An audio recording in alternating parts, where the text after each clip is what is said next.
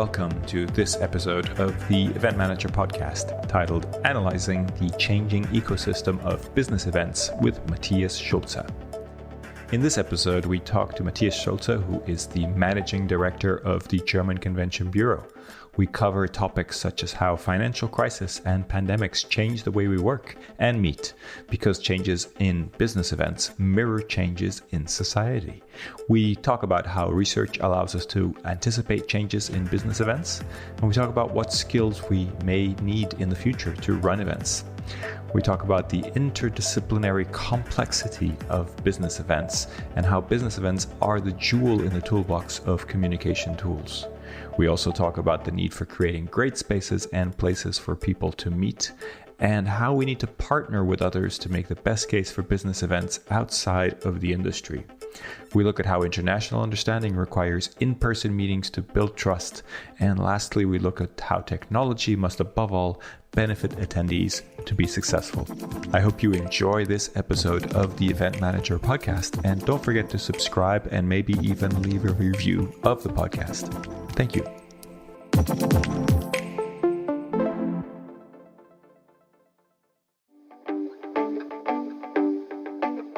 Now for a word from our sponsors, PHL Life Sciences, a division of the Philadelphia Convention and Visitors Bureau. Host your convention or trade show in Philadelphia, one of America's leading life sciences hubs. PHL Life Sciences, the first and only CVB division of its kind, will connect you to the professionals at the forefront of your industry and to a culture you can only find in Philadelphia. A city known for its rich history that's forging a bright future, Philadelphia challenges the expected and defies convention. A world of discovery is waiting. Visit phlife.com to learn more.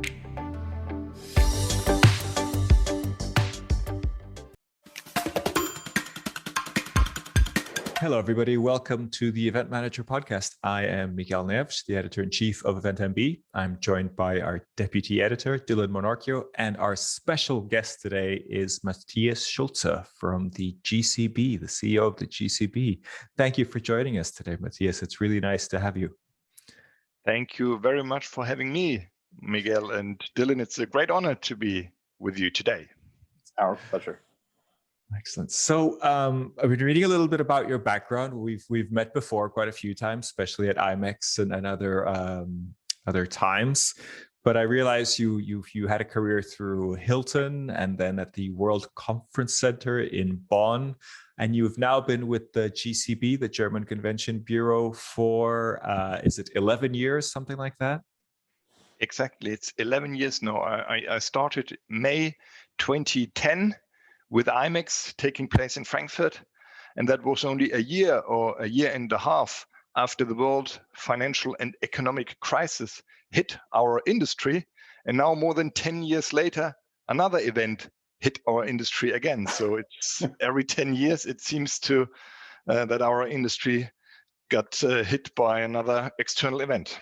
Well, how has the pandemic changed the role of CVBs, do you think?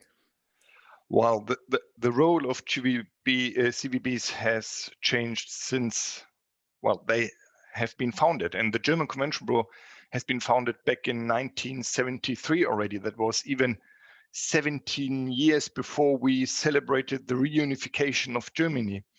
And if societies are changing, the way we meet, the way we communicate, the way we collaborate will also change. And meetings and events take place since mankind exists. And we have all these fireside gene in our DNA in order to meet, in order to build trust, in order to gain knowledge, in order to drive innovation. That's what we do when people meet each other.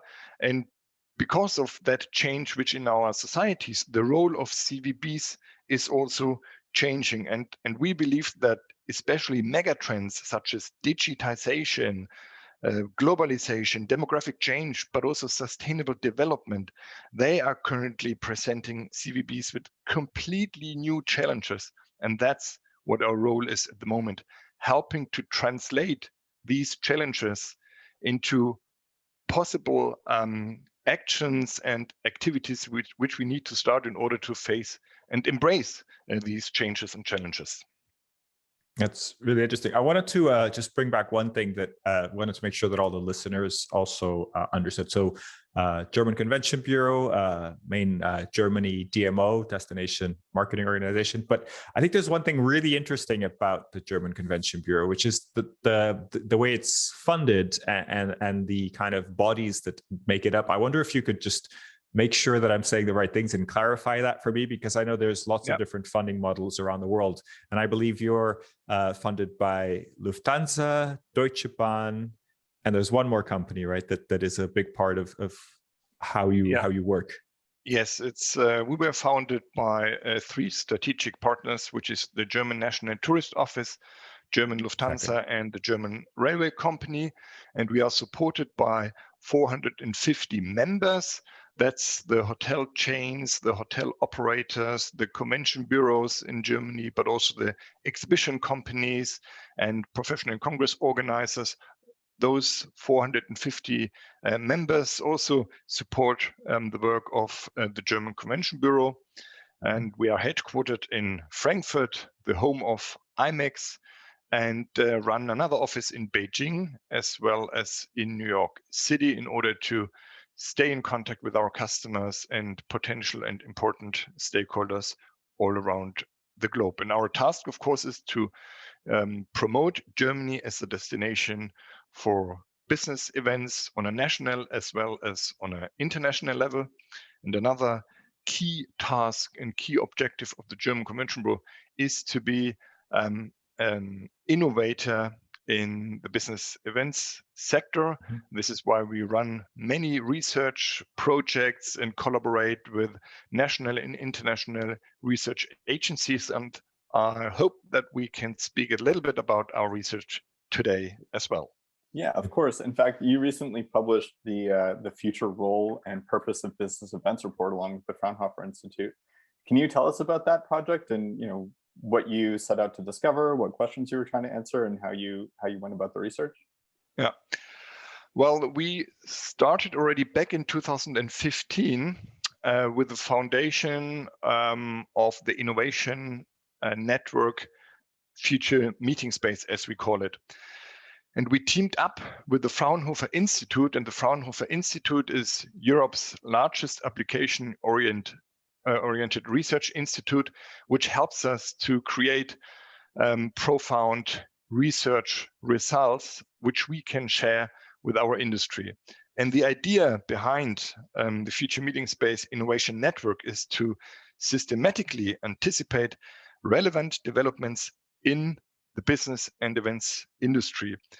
And that's why, and we do that because we want to identify future developments and want to create requirements and recommendations for action for our partners in Germany, but also for the international community, for all the potential customers and event managers who plan to run and organize business events in Germany.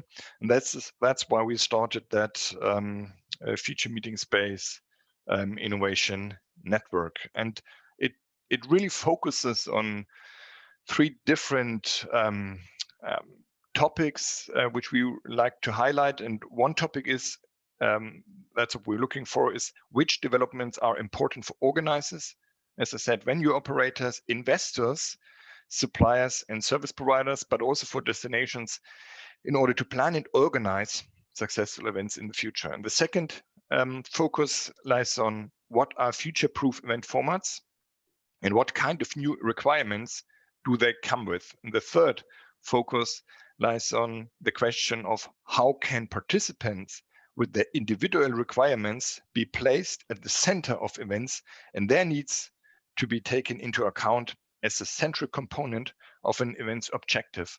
That's more or less the reason why we initiated that innovation network. And it works in different phases. So each year we create a new research phase with one key question, which we and our partners want to get the answers to. And this is why we started in the beginning of 2020, only a few weeks, a few months before Corona hit our lives, we started the third phase of our Research Innovation Alliance, and that looked into the following three topics. That was, firstly, what role will events play in the communication mix of organizations in the future? The second question was how, based on this question, how will requirements and skill profiles change of all people involved in running an event? And the last topic we were interested in was to get the answer on for how can events be measured using success factors in prerequisites. So that was more or less the motivation of why we started that Innovation Alliance. Okay, I think that makes a lot of sense. Are you able to expand on how that piece of the research was conducted? I mean, I know that there were a few different phases, including 500 participant survey, followed by like a Delphi survey to interpret that data. Yeah, we use different methodologies, and the Fraunhofer Institute is a very holistic and interdisciplinary institute. They run, I think, 57 institutes all around Germany and Europe, and with 25,000 employees, and they have experts in different fields like architects, but also scientists from sociology, from psychology, IT experts. So it's from all different sectors of science. They can get all their insights, their perspectives, and the results of the latest research.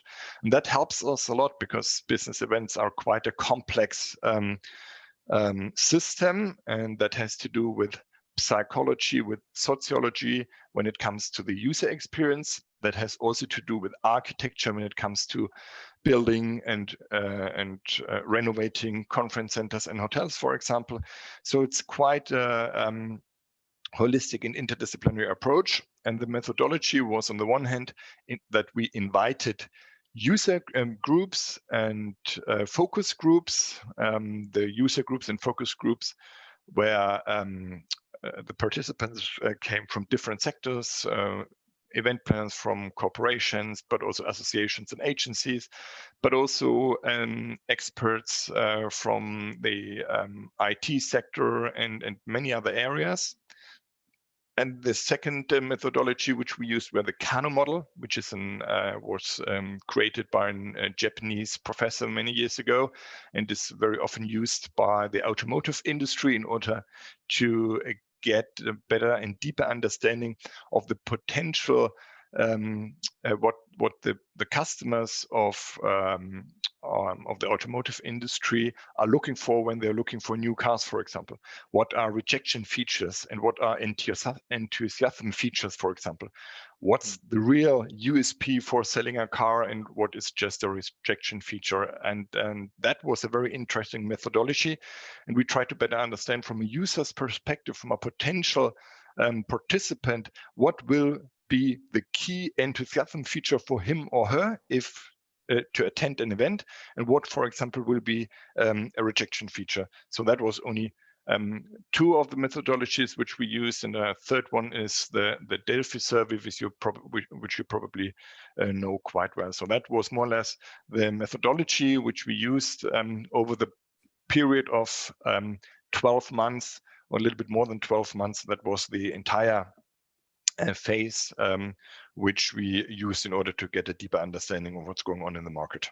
Okay, cool. And so, I mean, just to clarify, my understanding of the Kano model is basically that because you mentioned a rejection feature and an enthusiasm feature, if that's coming up, I want to clarify. So rejection feature is one which people don't really care about, to the extent that if it performs poorly at all, then people will actively, that will detract from somebody's satisfaction with the product. An enthusiasm feature is one that no one is expecting, so it can only improve somebody's satisfaction with the product. So it's basically operating against like what a baseline satisfaction level for whatever product would be. And excitement features are basically gravy. Yeah. It's like, if it's there, great, but nobody's looking for it, so it doesn't really matter. Yeah. So that portion of the research consisted of, my understanding is 500 German participants, roughly 40% planners, 30% attendees, and 26% vendors. Were those attendees of industry events, or were they attendees of just all events in general? Both, and the attendees not only came from Germany but also from Europe and even beyond, because we wanted to have a better understanding. That's what we always do during the Future Meeting Space research phase, that we want to gain a better understanding of not only what's going on in Germany, but also what's going on in the rest of Europe and the rest of the world, because sometimes, there are some findings in different areas of the world which help us to get a better and deeper understanding of the customer's perspective. And that's what always what we are always focusing on. It's the customer perspective, and especially the perspective of the delegate or the potential participant, because that's what we believe will be the driver. That the participant will be the driver of the change in the business events industry, not only today but also tomorrow. Right, that makes sense. And I noticed that the first third of the report is all just the participant data. And I think it's notable that in conducting the research, you asked each group a different set of questions that pertain specifically to their perspective. So can't wait to dig into that. Are you ready to celebrate your successes in the world of meetings and events? The Skift Meetings Awards are back for 2024, recognizing the most innovative business events companies across 15 categories, and we want you to be a part of it. Winners will feature on Skift Meetings, sending a clear signal to events professionals around the world that these are partners they can rely on. The final deadline for submissions is June 11th. We encourage you to start your submission today to secure the best entry rates. For more information and to start your submission, head to live.skift.com. So, Matthias, fascinating amount of research and level of detail and complexity. And kind of two questions come to mind for me, which one is, not really a question, but a statement. I think it exemplifies how interesting our industry is of events and how many disciplines and how complex it is. And, some people say event planning is not rocket science, but it almost sounds like rocket science when you go to this level of research and understanding preferences, etc. But I guess the question for me is, were you surprised with the findings? And you went to this level of research, which I think is quite unusual in terms of the depth of the research. And did you find things that were different to what you expected or what you'd read in other research? Yeah, that's a very good question. In some of the results really surprised me, and others were more or less, okay, that's really no rocket science. And the thing is, for me, it's not only about are the results surprising or not. For me, it's to get a deeper understanding of the complexity of our industry. That's exactly what you said, Miguel. It's so complex, and at the very end of the day, if you analyze the ecosystem of the business events industry, and that's what we do in our next research phase, which has already started, and we will publish the results in autumn this year.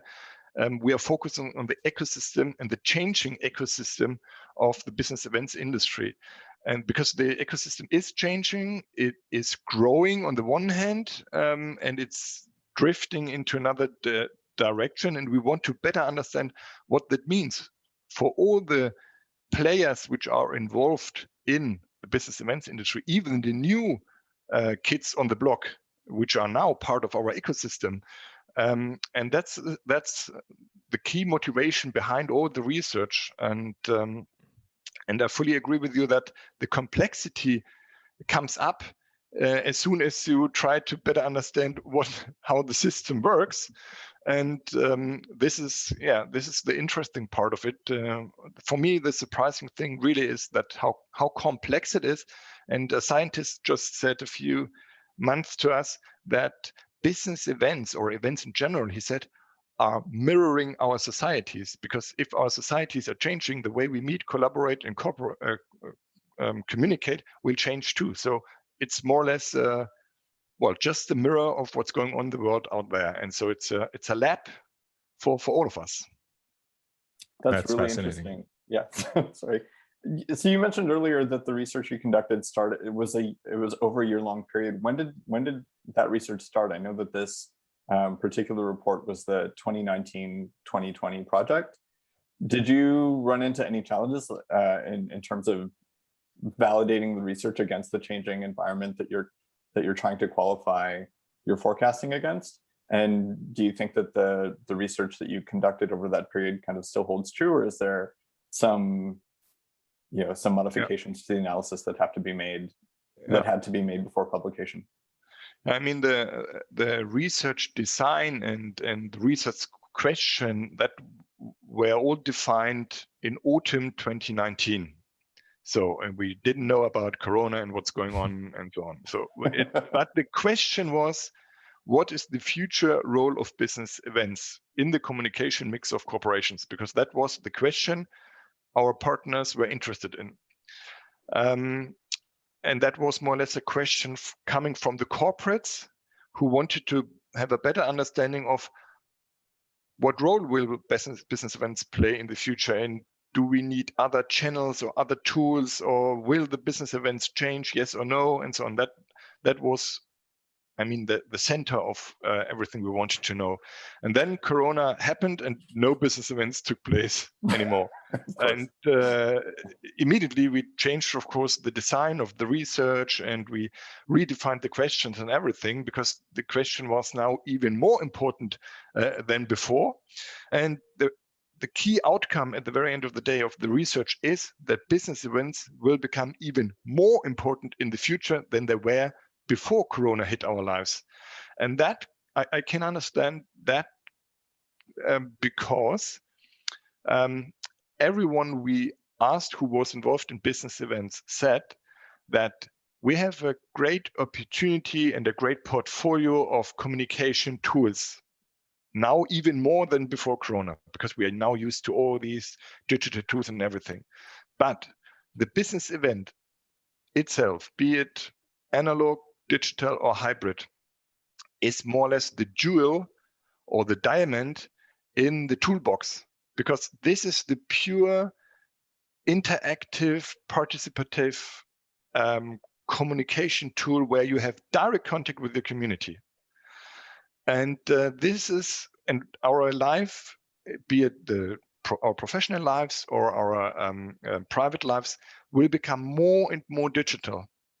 And as they become more and more digital, it's more and more important to create spaces and places where people can meet and exchange information, ideas, and so on. And spaces are virtual and places are physical. And the difference between them is space, you can scale spaces, but you can't scale places. And that makes the difference between real and authentic and virtual and digital.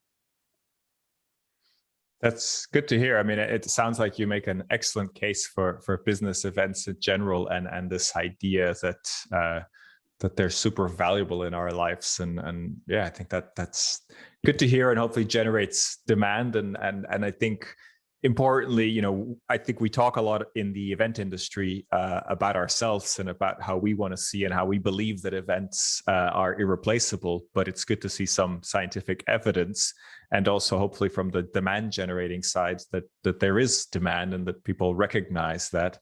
And I was wondering if you have any insight into how to do that, right? Because it's good that we do the research, it's good that we understand this, but how do we get this research in front of the people that demand that, that generate the demand for events, so that we make sure that they understand that as well?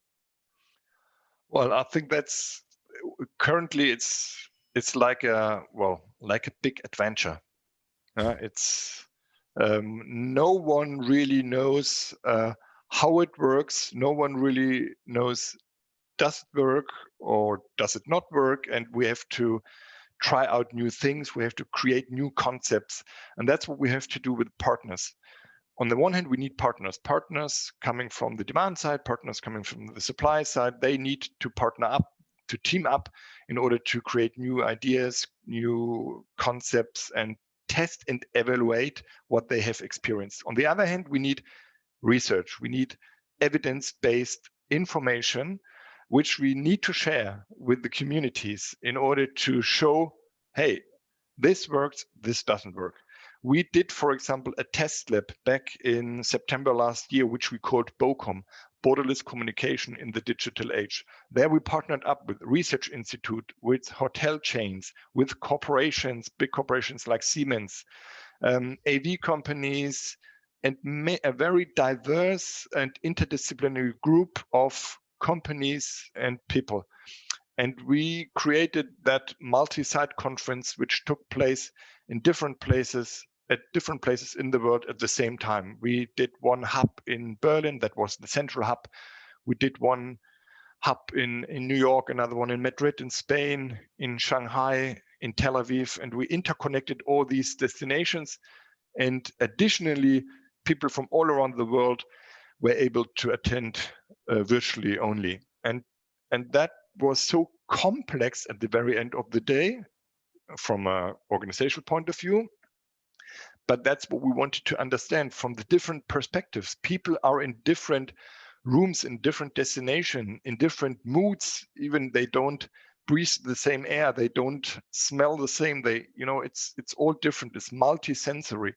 And we really try to better understand from a user's perspective or a user experience, what does it mean for the different people? So we asked our scientists, the psychologists and the sociologists, to help us with creating polls and surveys, which we asked the participants to attend in and to fill in order to better understand what that means for the different user groups.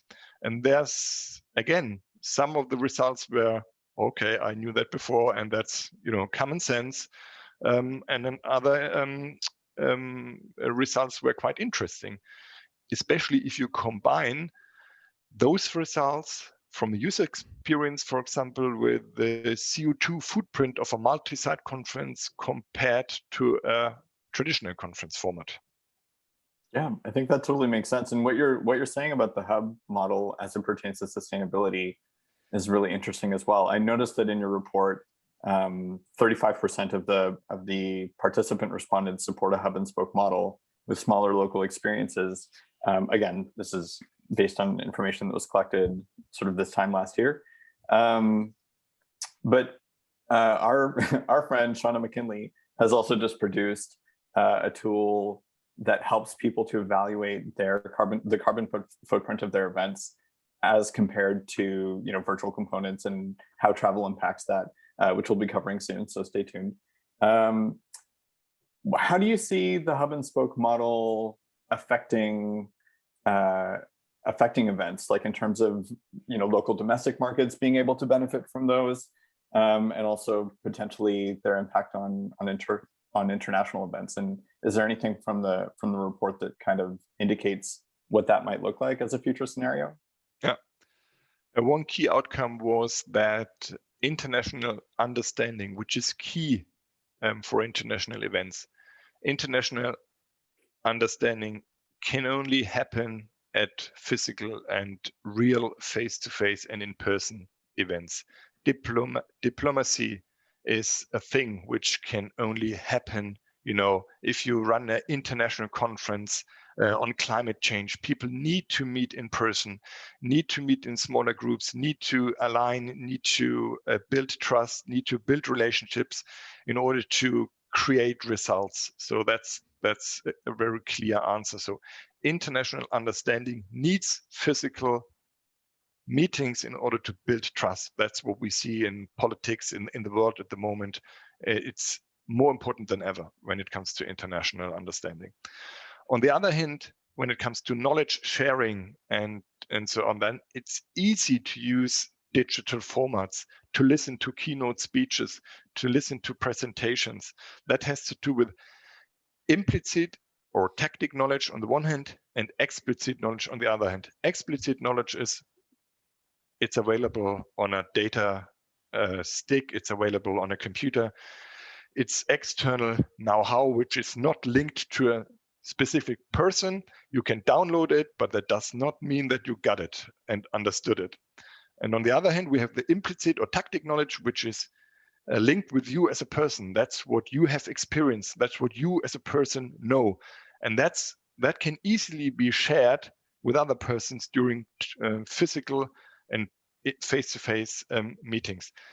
And this is the real power which can be unlocked during personal encounters and personal gatherings. And that's what we see. We see different developments. On the one hand, we see, and that was described in the report, like the event loop. So events will take place more often.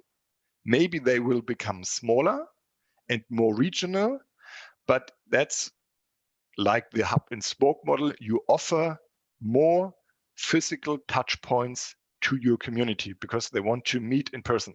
And on the other hand, you offer the digital platform where you can meet them 365 days a year, distributing content, offering on-demand presentations, keynotes, or whatsoever. So that's a little bit, I think, the combination which we will see in the future. The demand to meet in person is there, and there's a big appetite in the market, but maybe that will take place more regional and in smaller groups for a certain period of time. And of course, strong domestic markets will be the drivers in these development. And luckily, Germany is the largest domestic market within Europe.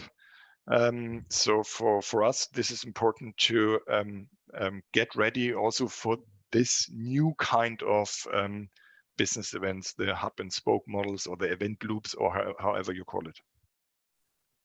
Interesting. Great. I mean, I really would like to expand a little bit more on that, the kind of knowledge models. And it sounds like, and I've seen this in other sources, you're saying that we need to make meetings about the discussion, about the interactivity between people, and that those kind of political settings, I think, are very good examples of that. But in my experience, meetings are still a lot about just delivering communication. And are you starting to see shifts in this direction, or do you expect meetings to be much more in that direction? Or are we kind of still trying to do the old method and we're going to have to learn it the hard way? Well, I see a clear shift in this area. And business events, the typical business events, let's say it took 2 days maybe, and it took place once a year. So that was, well, a silo thing that only took place for 2 days and then it was over. And in the future, we believe, and that's also clearly underlined in the report, we see that business events will become omni-channel marketing tools, because due to digitization and the digital transformation, we are able to extend the content which was created or is created during conferences, for example. We can extend the reach. We can share the knowledge which was created or the knowledge which was shared during a conference with a bigger audience. We can offer additional channels which the community can use in order to get in contact with the distributor of the knowledge. And this is why we believe that the event loop in combination with the omni-channel approach will make business events even more important in the future than they were before, if we are ready to see the opportunity that the business event is a multi-channel or an omni-channel tool, and not only something which happens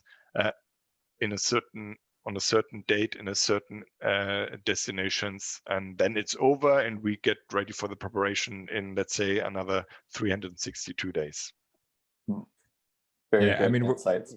We're definitely seeing a lot of that from the event tech vendor side. You know, we see a lot of companies creating 365 engagement, that idea that technology can bring communication and content to people all year round.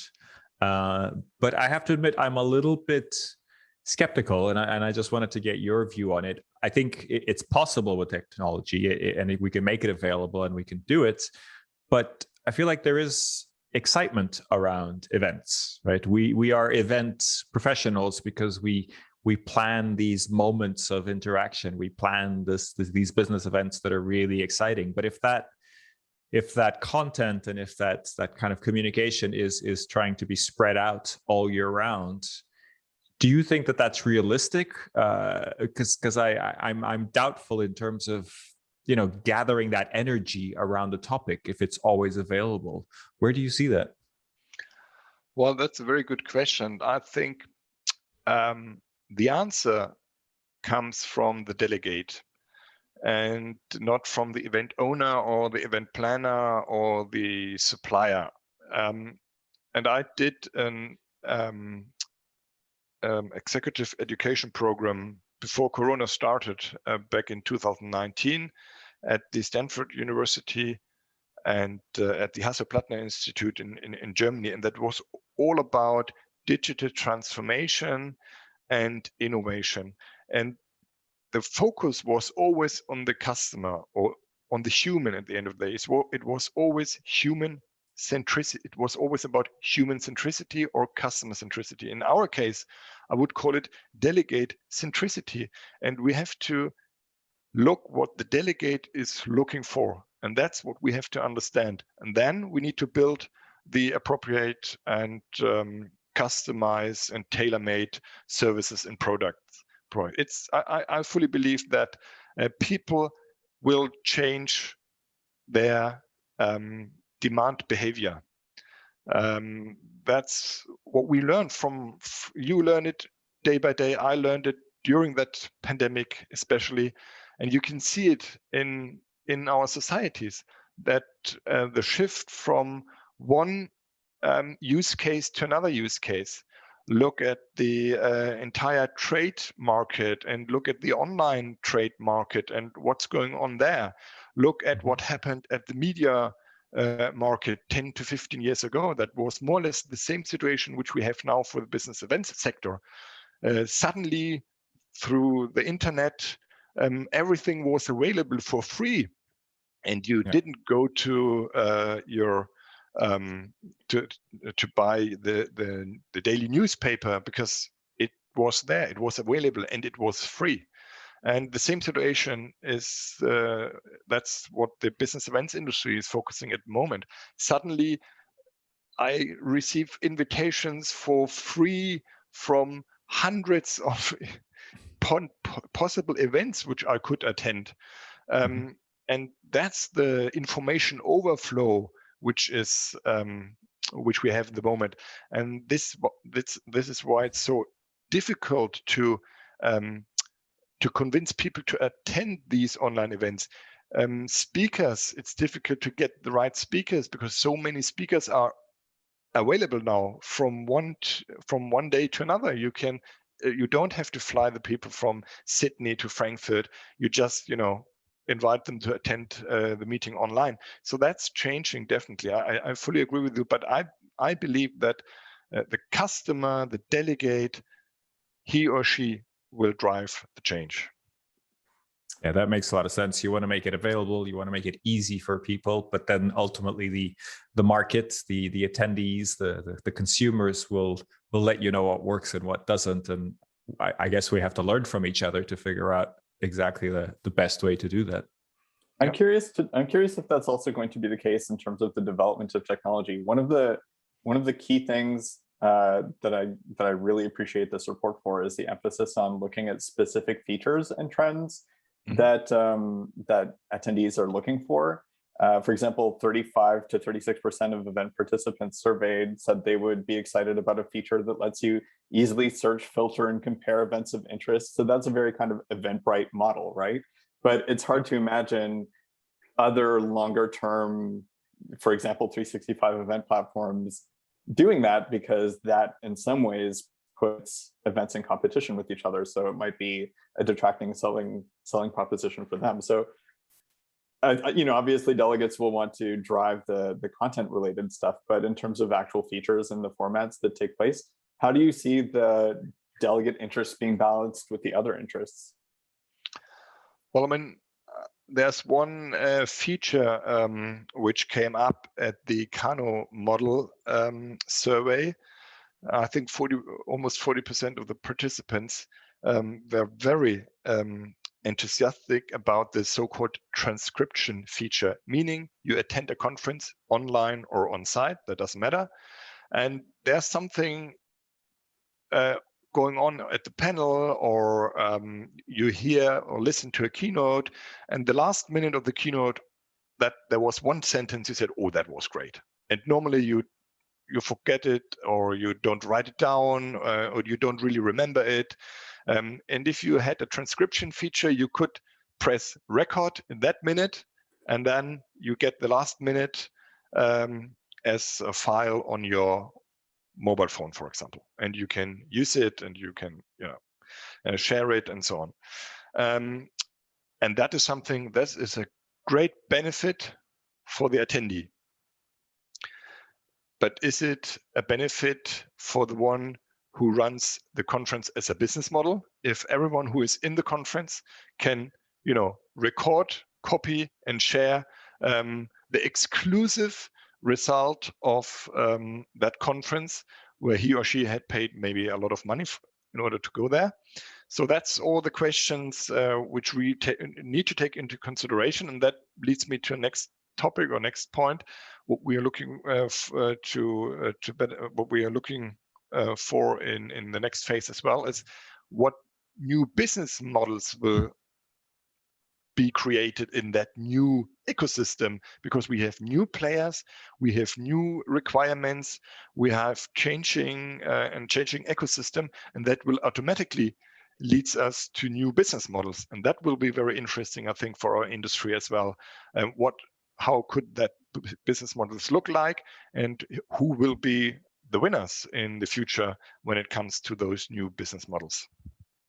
Fascinating. And I know one of the projects for this, one of the objectives for this report was to illustrate, I think it was 6 future scenarios. So I'll be looking forward to learning more about that. I happen to have the stat that you were referencing in front of me. 36% of respondents would be enthusiastic about a feature that lets them highlight things in real time. Incidentally, I know through little birds whispering in my ear that lots of different tech platforms are now implementing automated highlight reels that use engagement data like likes, or how many viewers exist in a particular moment, or how many comments come in for a particular moment, to just pull out the highlights and package those for on-demand content later.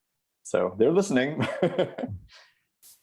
I was kind of related to that. I was wondering, from the way the GCB is formed and other TMOs, do you think that the people that will develop these business models, and also the virtual event tech platforms, will become also members of destination marketing organizations, or is it a completely different industry and there's no real connection there? No, I think we should be open to welcome those new kids on the block. We are at the German Convention Bureau already have a program in place which enables us to get linked with tech companies, for example, who run super interesting and innovation solutions. We, the German Convention Bureau, have founded together with PCMA and the IMEX group, we have founded the so-called Response Room, which is an open innovation platform where you can submit challenges and the community can help you to find solutions or to get answers for the challenges which you are sharing with the community at that platform. That's an open innovation platform that is used by many large corporations in order to invite the entire company to solve problems which a certain department may have. And we have adapted and modified a little bit that system, and that it's a service as a software program. And it's open to the entire business events industry worldwide. So everyone is invited to be part of the response room community in order to share ideas or to comment on certain challenges. That's what we believe is the future of our industry, that it's not only us or a certain part of our industry who is ready to solve certain problems or challenges we are facing. It's all of us, and those who are ready to share, and those who are ready to go the next steps, that's those who will probably survive. And I really like to quote a very famous scientist and researcher, Charles Darwin, who said at least 150 years ago already that it is not the strongest or nor the most intelligent who will survive, but the one who is most responsive to change. And I think these days show us exactly that change is the new now. Absolutely. No, very, very positive outlook, and I appreciate that. Matthias, thank you so much for your time and for joining us. This has been a fascinating conversation. I wanted to wrap up really with two requests. One is where can people connect with you or find information about you or the GCB if you let us know. And also a question that we're asking all our guests, which is if you have a recommendation for someone else that we should be interviewing on the podcast. Yeah, great. First of all, thank you very much again for having me. It's a great honor, and it's always good to speak to both of you. And I remember, Dylan, I think the last time we met in person, that was at the PCMA Convening Leaders Conference, either in Pittsburgh or in San Francisco. I don't know. That was long. In San Francisco. It was a long time ago. That's a long time ago. So I'm more than ready to meet you both in person. That would be a great. That would be a festival. Let's put it this way. And all the information which we just discussed or research and all the other relevant information for those of you who are interested, you can find that at our website, www.germany/meetings.com, or you follow me on LinkedIn, and I'm more than happy to get in touch with you in person or just virtually through Zoom, WebEx, you name it. And you just asked me who to interview within one of the next podcasts. There come two names into my mind. One was Miguel, you, and Dylan. Maybe you should interview you both each other. And yeah, you are so deep. You have so deep insights through all the interviews. So maybe we should turn it around. And next time I will interview you both. Or what I also think is very interesting, who you could or should get in touch with, is Ben from Maritz. He has really great insights, and he's very well connected. On the one hand with the supply side, but on the other hand with the demand side as well. So he could be someone you could interview. Perfect. Great. Yes, I know Ben well, and definitely make sure to ask him to be a guest on the podcast. Thank you for listening to this edition of the Event Manager Podcast. Please subscribe and rate the podcast wherever you get your podcasts. For the latest news and the best articles on technology and innovation in the event industry, head over to eventmb.com.